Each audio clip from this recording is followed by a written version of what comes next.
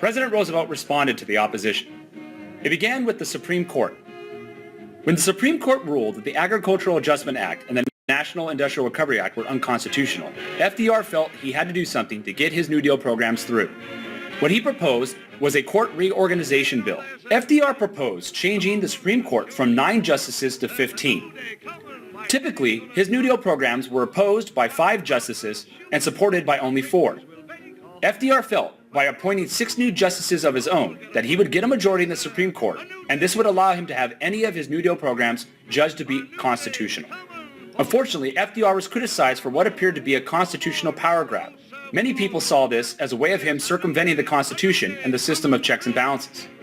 The court packing bill is commonly seen as the biggest mistake of Roosevelt's presidency. Our difficulty with the court today rises not from the court as an institution, but from human beings within it. But we cannot yield our constitutional destiny to the personal judgment of a few men who, being fearful of the future, would deny us the necessary means of dealing with the present. However, FDR backed down and abandoned his plans at court reorganization, and the American people forgave him. With the majority of American people behind him, FDR proposes the Second New Deal.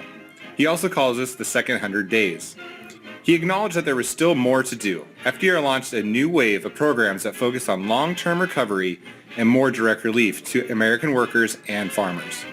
To help farmers, FDR restructured the AAA to make it align with the Constitution. Once again, farmers decreased crop surpluses, which increased farm prices and farmers' incomes. With the NIRA struck down by the Supreme Court, FDR creates the Wagner Act.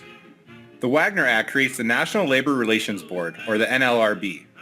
It protected workers from unfair business practices and protected unions' rights to collectively bargain for better working conditions and better wages. Roosevelt's Second New Deal also focused on providing direct relief to the unemployed and creating new jobs.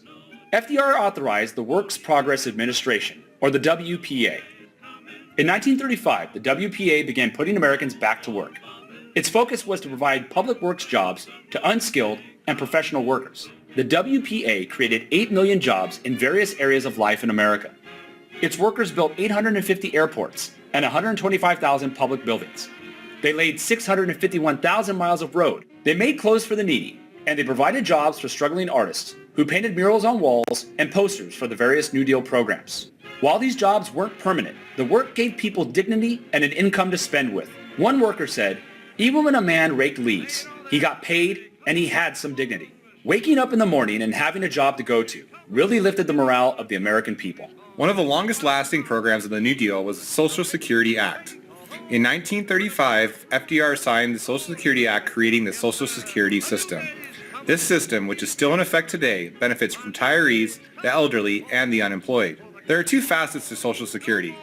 The first is that Social Security provided direct relief to the unemployed and workers on disability. The unemployed temporarily received $15 to $18 a week to meet needs until they found work. The second facet is that Social Security provided retirement insurance to the elderly. It protected them against poverty and old age. Workers paid into their Social Security fund over the length of their careers. Once retired, they would receive a check monthly after the age of 65. In a way, the government was helping workers prepare for retirement by tucking away a nest egg for when they get older. When you are born, you get a Social Security number and a Social Security card. And when you get a job, you will pay into Social Security to prepare for your future. While providing some direct relief, the dignity of work, and long-term reform, the Second New Deal laid the groundwork for recovery and security in the future.